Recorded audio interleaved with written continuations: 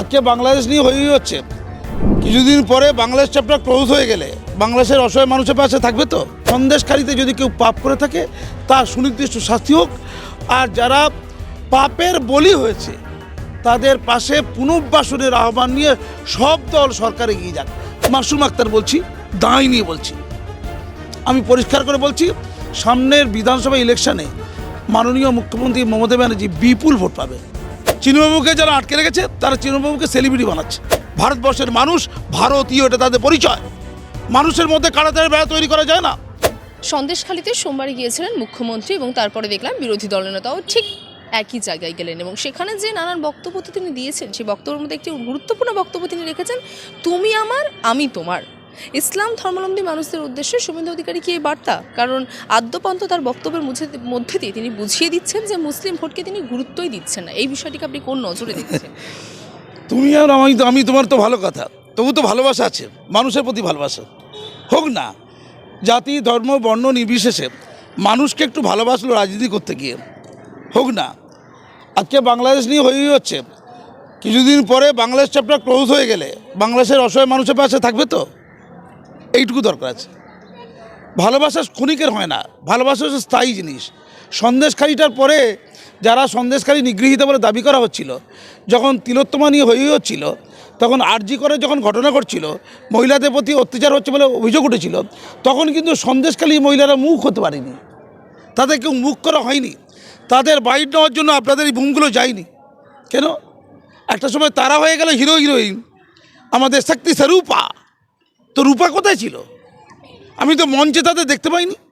আপনি দেখতে পেয়েছেন? আমি জানি না। তাহলে এটা ফর দ্য টাইম বিং কখন কোন ইস্যুতে কোথায় কাকে গরম খাতায় শুভেন্দুবাবু কি বলছেন সেটা তার ব্যাপার, তিনি কোন অ্যাঙ্গেলে বলছেন তার ব্যাপার। আসলে কারা তাদের ভোট দেয় এটা কোনো আলোচ্য বিষয় নয়, ভোট কাদেরকে দিল এটা মূল্যায়ন হওয়ার বিষয় নয়। আসলে মানুষগুলো অসহায় কিনা, সে কোন ধর্মের, কোন জাতির, কোন শ্রেণীর, ভোটটা কাকে দিয়েছে, this is not a question. Question হচ্ছে কোনো অসহায় অন্তজ প্রান্তিক গরিব যার পাশে কেউ নেই তার পাশে দাঁড়ানো গেল কিনা। সেই কাজটা শুভেন্দুবাবুরা করুক, সেই কাজটা মমতা ব্যানার্জিরা করুক, সেইটা হলো কাজের কথা, আর বাকিটা হচ্ছে অকাজের কথা। ফলে সন্দেশকারী সমস্যা কি মিটেছে? কেন মেটেনি? সন্দেশকারী প্রচুর লোককে তো দোষী ঠাউরানো হয়েছিল, তো সেই লোকগুলো দোষীগুলো কোথায় গেল? আর সন্দেশকারী প্রচুর লোক তো নিগৃহীত হয়েছিল বলে দাবি করা হয়েছিল, সেই নিগৃহীত মানুষগুলো কোথায় গেল? যে লোকগুলো স্টেটমেন্ট দিল, অ্যাসেসমেন্ট দিল, যে মহিলাগুলো দিল, তাদের সুরক্ষা কি সুনিশ্চিত? আমি যতটুকু জানি শক্তিস্বরূপা যাকে বলা হয়েছিল সেই মহিলাও সুরক্ষিত নয়। কি রেখা পাত্র না কি নাম, সেও সুরক্ষিত নয়। তাহলে এই গরিব অসহায় প্রান্তিক মহিলাদের দিয়ে গরম গরম কথা বলানো হলো, তারপর মধ্যিখান থেকে নেপোয় মারে তো নেতাগুলো সরে গেল। কী হলো? উত্তর কী হলো? পরবর্তীকালে তারা ক্ষতিগ্রস্ত দেখে নেবে। আমি পরিষ্কার করে বলছি, সন্দেশকারীতে যদি কেউ পাপ করে থাকে তার সুনির্দিষ্ট শাস্তি হোক, আর যারা পাপের বলি হয়েছে তাদের পাশে পুনর্বাসনের আহ্বান নিয়ে সব দল সরকার এগিয়ে যাক, হোক কেন্দ্র সরকার হোক রাজ্য সরকার। মানুষের জয়গান হোক, মানুষকে নিয়ে খিল্লি করা না হয়, মানুষকে নিয়ে রাজনীতি করা না হয়। গরিব মানুষগুলো গ্রামে মার খাচ্ছে, আর নতুন বছরের সময় সব দলের লোকরা একসাথে একই থেকে বসে সেলফি তুলছে। এই চালাকি চলবে না, এটা বন্ধ করুন। মানুষকে নিয়ে ছেলে খেলা চলতে পারে না। ধন্যবাদ। কিন্তু শুভেন্দু অধিকারী তিনি তো বারবার, এর আগেও তিনি বিতর্কে এসেছেন এই ভোট নিয়ে, তিনি বারবার হিন্দুদের ওপর ভরসা রাখছেন। তিনি বারবার এটাই ইঙ্গিত করছেন যে মুসলিমরা তাদেরকে বাংলায় ভোট দেয় না, তো তাদের জন্য তারা নেই। দেখুন, উনি যত হিন্দুদের উপর ভরসা রাখবেন, আমাদের পশ্চিমবঙ্গ সরকারের মাননীয় মমতা ব্যানার্জি তত মুসলমানদের উপর ভরসা রাখবে। তো মুসলিম ভোট 35%, সমস্ত ভোটগুলো এক জায়গায় জড়া হবে। মানে সিপিএমে কিছু মুসলিম ভোট যাচ্ছিল, কংগ্রেসে যাচ্ছিল, আইএসএফে যাচ্ছিল। এই ঘটনার পরিপ্রেক্ষিতে আমি আগেও বলেছি, এগুলো সব এক জায়গায় জড়ো হবে। সেই জন্য ফিরাজ সাহেবরা সব বলছেন, ওই দাওয়াত দিয়ে আনতে সব বলছেন। তাহলে 35% যদি একদিকে চলে যায়, লাভটা কার? ক্ষতি রাখার। লাভটা হচ্ছে সরকারের, মমতা ব্যানার্জির লাভ। ক্ষতিটা বিশেষ করে বিজেপি। এইটা মাথায় বুঝে নাকি 35% ভোট যদি একদিকে হয়ে যায়, আর 5-7-10% হিন্দুরা ভোট দেবে না, দিলেই তো এই সরকার তক্তে চলে গেল। আর হিন্দুরা কখনো একজোট হয়ে বিজেপি ভোট দেবে, এটা মূর্খে সরকার বাস করছে। এখানে 34 বছর ধরে বামেরা ছিল, তারা নাস্তিক হিন্দু তৈরি করেছে। এখানে তারা ধর্মই মানে না, তারা ওই ধর্মতেই যাবে না, তারা অন্য লোককে ভোট দেবে, তারা আরবান নকশাল। তারা গ্রামীণ নকশাল দেবে কেন? জীবনও দেবে না, আমি গ্যারান্টি। পলিটিক্সটা বুঝিয়ে দেবে না, ফলে হিন্দু ভোট কখনো ঐক্যবদ্ধ হবে না, কিন্তু মুসলিম ভোট ঐক্যবদ্ধ হবে। এর মুসলিম ভোট ঐক্যবদ্ধ হয়ে যাবে কোথায়? ওই মাননীয়ার কাছে যাবে। ওই জন্য মাথায় কাপড়, ইনশাল্লাহ ইল্লাল্লাহ খোদা হাফেজ, হজাউজ ইমাম বাতা, সহজ রাস্তা, ভোট পাচ্ছে। সেই কাজটা শুভেন্দুবাবুরা করছেন, আমার একটু ভালো লাগছে না। উনি কার? মানে রাজ্য সরকার সুবিধা করে দিচ্ছে শুভেন্দু অধিকারী। দেখুন, আমি এটা বলবো না, দেখুন বুদ্ধি কি বলে। আমলোক এই অনেক লোক দাঁড়িয়ে আছে, তারা বুঝতে পারছে বুদ্ধি তো স্বাভাবিক বুদ্ধি। আপনি যদি বলেন হিন্দু তুমি এক হও, তা মোল্লারা এক হবে তো? এটা তো নিউটনের থার্ড ল, হিন্দু তুমি এক হও, হিন্দুরা এক হবে না, ভারতবর্ষ হয়নি। কিন্তু মোল্লারা এক হবে, মুসলমান এক হবে। সেই কাজটা করে দেওয়াটা কার লাভ, কার ক্ষতি? মাসুম আক্তার বলছি, দাঁড়িয়ে নিয়ে বলছি, আমি পরিষ্কার করে বলছি, সামনের বিধানসভা ইলেকশনে মাননীয় মুখ্যমন্ত্রী মমতা ব্যানার্জি বিপুল ভোট পাবে। সেই জায়গা তৈরি করা হচ্ছে। এইটা কোনো কাজের কথা হলো না। মুসলমানদের প্রতি অন্যায় হচ্ছে, অবিচার হচ্ছে, তাদের সেই অন্যায় অবিচার দূর করতে এগিয়ে আসুক না, তাদের সুখ দুঃখ শুনুক না, তাদের বুকের যন্ত্রণা শুনুন না, তাদের অনুন্নয়ন কোথায় দেখুক না। ভোট দিক নাই দিক, ভোট দিলে ওনাদের কী এসে যায়? ভোট না দিলে তাহলে মানুষ নয়। আপনি ধরুন কোনো দলকে ভোট দেননি, তার মানে আপনার উপর অত্যাচার হয়ে যাবে, বাকিরা সব চুপ করে দেখবে না? এটা কোনো পদ্ধতি হতে পারে না। ভোট না দিলেও সে আমাদের প্রতিবেশী, আমাদের ভারতের নাগরিক, আমাদের সহ নাগরিক, আমাদের পাশের লোক, আমার পড়শি সে। তার দুঃখ দেখার দায়িত্ব আমাদের। ভোট দিল কি দিল না তাতে কিচ্ছু এসে যায় না। কোন ধর্মের, কোন জাতির, কোন বর্ণের, এটা কখনো বিবেচ্য বিষয় হতে পারে না। তার বিবেচ্য বিষয় শুধু মানুষ, তারা পরিষেবা সকলের জন্য। একদম একদম। এই যে হসপিটাল সামনে রয়েছে, এখানে মানুষ আসে, মানুষের কান্না, সেখানে হিন্দু মুসলিমের কান্না হয় নাকি?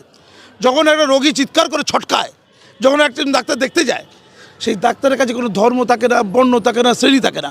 সেই রোগীর কাছে যন্ত্রণার কোনো ধর্ম, বর্ণ, শ্রেণী নেই। তাই রাজনীতিতে থাকবে, রাজনীতিতে ওটা রাজনীতিরা দেখতে পায় কেন? ওটা কি মনুষ্যত্বহীনতা? ওটা কি? ভারতবর্ষকে এভাবে খণ্ড বিখণ্ড করতে দেওয়া যায় না। ভারতবর্ষের মানুষ ভারতীয়, এটা তাদের পরিচয়। মানুষের মধ্যে কাটাতারের বেড়া তৈরি করা যায় না, মানুষের মধ্যে বিভাজন তৈরি করা যায় না, মানুষের হৃদয় ভেঙে দেওয়া যায় না। যে হিন্দু, মুসলিম, বৌদ্ধ, জৈন একসাথে ছিল, তাদের মধ্যে কেন বিভাজন তৈরি করা হচ্ছে বলুন? এটা সুদূর প্রসারী খারাপ প্রভাব আছে, এটা বন্ধ হোক। এইটা নিয়ে রাজনীতি, বেনিয়া রাজনীতি ব্যবসা করে মানুষ ঢুকে দাঁড়া। আমি শুভেন্দুবাবুকে বলছি, আপনি রাজনীতি করুন, মমতা ব্যানার্জিকে বলছি রাজনীতি করুন, কিন্তু মানুষ যেন আপনার রাজনীতির হাতে খেলনা না হয়ে যায়। মানুষকে বুঝতে দিন মানুষ কী চায়। দুঃখে দাঁড়ান না, আমাকে আপনি হয়তো কোনো সাহায্য করেননি, তা বলে আপনার দুঃখে আমি মানুষেও থাকবো না? বলুন উত্তর দিন। থাকা উচিত উচিত থাকা উচিত। তার একটি মুসলিম, একটি বৌদ্ধ, একটি জৈন, সে বিজেপিকে ভোট দেয়নি, তা বলে তার সুখ দুঃখ কি বিজেপি সুখ দুঃখ নয়? তার সুখ দুঃখ কি কংগ্রেসের নয়, সিপিএমের নয়, তৃণমূলের নয়? ভোট নাই বা দিল, ভোট কেন? ভোট কি? এই তো আমি ঘুরে এলাম ঝাড়খণ্ড থেকে, একটা পোস্টার নেই, একটা আওয়াজ নেই, চুপচাপ ভোট হয়ে যায়। হিংসা নেই, বিদ্বেষ নেই। আমাদের এখানে হিংসা, বিদ্বেষ, গায়ের জোরে যে হরিপদ, যে রহিম একসাথে একই মাঠে খেলেছে, একই পুকুরে স্নান করেছে, একই সুখ দুঃখে একে অপরের হসপিটালে নিয়ে গেছে, তারা লাঠি নিয়ে একে অপরের দিকে তাকিয়ে আছে। কে করলো এটা? এটা পলিটিশিয়ানরা করলো। মানুষের মধ্যে কাটাতারের বেড়া পলিটিশিয়ানরা করেছে। এটা ত্যায্য, এটা আমাদের সমূহ সর্বনাশ। কোন দল ক্ষমতা এলে ইম্পর্টেন্ট নয়, মানুষ সুখে শান্তিতে থাকছে কিনা এটা হচ্ছে ইম্পর্টেন্ট। কেন? মানুষের যাদের খিদে, যারা হসপিটালে ভর্তি হতে পারছে না, যাদের দৈনন্দিন খাবার জোটে না, তাদের বাড়ি পাশে কজন বসে থাকে? কেন বসে থাকে না? কেন থাকে না? মানুষ কাঁদছে। আসুন আমরা মানুষের পাশে দাঁড়াই। আপনি রাজ্যকরের ঘটনাটিও তুললেন। আমরা দেখলাম যে রাজ্যের শাসক দল থেকে কুণাল ঘোষ একটি প্রেস বিবৃতি করে তিনি জানিয়েছেন যে যারা আরজিকরের সরকারের বিরোধী বক্তব্য রেখেছে, বা বলতে গেলে একই ওই শব্দই তিনি ব্যবহার করতে চাইছেন, তাহলে তাদেরকে বয়কট করতে, কিংবা শিল্পীদের এই রাজ্যে কাজ করতে হলে বয়কট হতে হবে। কে বলেছে এটা? কুণাল ঘোষ। যারা সরকার বিরোধী কথা বলছে নাকি? শিল্পীদের কথা বলা হয়েছে। হ্যাঁ, ইতিমধ্যে তাদেরকে বয়কটের ডাক দেওয়া হচ্ছে। তৃণমূলের সরকারের, তৃণমূল কংগ্রেসের কোনো অনুষ্ঠানে তারা কিছু করতে পারবে। দেখুন এইটা বলা তো ক্ষতি করা। আচ্ছা, আমি কি তৃণমূলের লোক? আমি কি সরকারের সমালোচনা করি না? আমি কিন্তু তিলোত্তমার ঘটনায়, তিলোত্তমার নিয়ে যারা ভণ্ডামি করেছে তার সমালোচনা করেছি। আই এম দ্যাট কাজী মাস বক্তা। আমি জুনিয়র ডাক্তারদের সাথে মিছিলে হেঁটেছি, আমি সবাই বক্তব্য রেখেছি আরজি করে এবং এই হসপিটালেও, ন্যাশনাল ক্যালকাটা মেডিকেলও দিয়েছি। তো কী হয়েছে তাতে? কিন্তু তারপরে যেভাবে আসল ঘটনার দিকে সরে গিয়ে নকল ঘটনার লোক হই হই করেছেন, সেটাকে আমি মেনে নিতে পারিনি। ভুলটা ভুলই হয়, তো কোনো দল করার তো প্রয়োজন হয়নি। সরকারের তাতে লাভ হলে কি ক্ষতি হলে আমার জানার দরকার নেই। কে কারো শাস্তি হয়েছে কিছু? মুর্শিদাবাদে অপরাধী শাস্তি ফাঁসি ঘোষণা হয়েছে, জয়নগরে হয়েছে, শুধু তিলোত্তমার ক্ষেত্রে হয়নি। তিলোত্তমাকে যে যাকে ধরা হয়েছে সঞ্জয় রায়, সে তো আসল কালপিট নয়। তাকে রাত 3টের সময় ডাকা হয়েছিল, সে 2 জায়গায় পতিতালয়ে গিয়েছিল ওই দিনে। রাত 3টের সময় ডাকা হয়েছিল, এই রে আয় রে একটু ফিনিশিং টাচ দে। তো তাকে নিয়ে হয়ে করে লাভটা কি? রাঘব বলদের ধরা হয়েছে, রাঘব বলদের মধ্যে কোনো জুনিয়র ডাক্তার নেই, তার কি প্রমাণ আছে? যে টাকা তুলে তার হিসাব কার কাছে? কোটি কোটি টাকা তুলেছে, অসহায় মানুষের টাকা, যারা ভালোবেসেছে, যারা আন্দোলনকে বেগবাদী করতে চেয়েছে, সেই গরিব বৌদি, সেই দিদি ঠাকুমা, তারাও রাস্তা নেমেছিল, তারাও পকেটে টাকা দিয়েছিল। সেই চানাওয়ালা, ফুচকাওয়ালা, আলুওয়ালা, তারা সারা দিনের সংগৃহীত ইনকাম তুলে দিয়েছিল। তাদের ন্যায় হলো কি? টাকার হিসাব। যে তিলোত্তমার বাম্মা যারা সন্তান হলো, তারা যুদ্ধে লড়ার জন্য সুপ্রিম কোর্টে যাওয়ার জন্য টাকা পেয়েছে? সুপ্রিম কোর্টে বড় অ্যাডভোকেট দিতে হবে, ওখানে বড় অ্যাডভোকেটের খেলা আছে। আমি বলছি, টিভি চ্যানেলে বলে ডায়লগ মারাটা কোনো সমাজের সেবা নয়। আমার সাথে যারা টিভিতে বসে, আমি তাদের অনেকে কালপিট বলি। আমার লজ্জা লাগে তাদের পাশে বসে বলে, আমার লজ্জা লাগে। কেউ কেউ সেলিব্রিটি হতে চায়।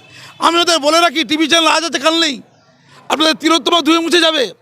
এখন বাংলাদেশ এসছে, ওটা চলছে, এরপরে জঙ্গি এসছে, জঙ্গি, এরপরে আবার ডেঙ্গু আসবে, এরপরে ভঙ্গু আসবে, আবার একটা পার্থ ধরা পড়বে, সব মিডিয়া ঘুরে যাবে, তখন এদেরকে আর ফিরেও কেউ তাকাবে না। সাময়িক এরা হচ্ছে যাযাবর পাখির মতো, পরিযায়ী পাখির মতো উড়ে আসে, সেলিব্রিটি হয়, টাকা নেয়, পালিয়ে যায়। এটা নয়, তিলোত্তমারা কাঁদতেই থাকে। যাদবপুর বিশ্ববিদ্যালয়ে যারা স্বপ্নদীপকে হত্যা করেছিল, যাদের বিরুদ্ধে অভিযোগ, তাদের বিরুদ্ধে আমি যাদবপুর বিশ্ববিদ্যালয়, আমি চ্যান্সেলর নবীন এই মধ্যে, তাদের বিরুদ্ধে শোকজ করেছি আমরা। শোকজ করার পর সেই অভিযুক্তরা হাইকোর্টে গিয়ে স্টে অর্ডার পেয়েছে। কোথায়?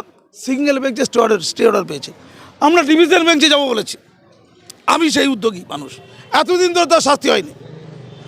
আর সেই অপরাধীরা, তারা বড় বড় চাকরি পাচ্ছে, তাদের পাশে কেউ নেই, একটা লোক আর প্রতিবাদ করছে না। সেই অপরাধীকে চেনা যাচ্ছে, নাগরিক সমাজ নীরব। আর যেখানে চেনা যাচ্ছে না, হয়েই করছে। তোমার মাথায় উকুন হোক, পুলিশের মাথায় উকুন হলে সব সমস্যা মিটে যাবে। এই পুলিশটা কেউ আছে আশেপাশে? তাদের মাথায় উকুন হয়ে গেলে সমাজে আর কোনো সমস্যা থাকবে না। এটা উত্তর, এটাকে পাগলামি বলে। এসব করে কিচ্ছু হয় না। কাজের কাজ করতে হবে, মোটিভ ঠিক করতে হবে।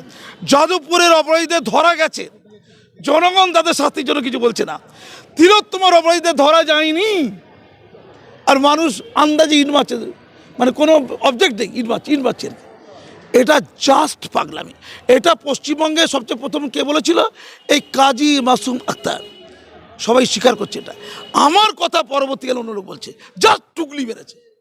বলতে ভালো লাগছে, I am the first person যে বলেছিলাম এই আন্দোলন বিপদগামী হচ্ছে, এই আন্দোলনে কারো কারো ভেস্টেড ইন্টারেস্ট আছে। কেউ টিএমটি বারের অ্যাড দিচ্ছে, সেলিব্রিটি। এখন সৌরভ সচিনকে চেনে না, তাদের চেনে। কিছুদিন পর তারা ধুয়ে মুছে সাফ হয়ে যাবে। মাসুম আক্তারা যেমন আছে তেমনই থাকবে। ধন্যবাদ।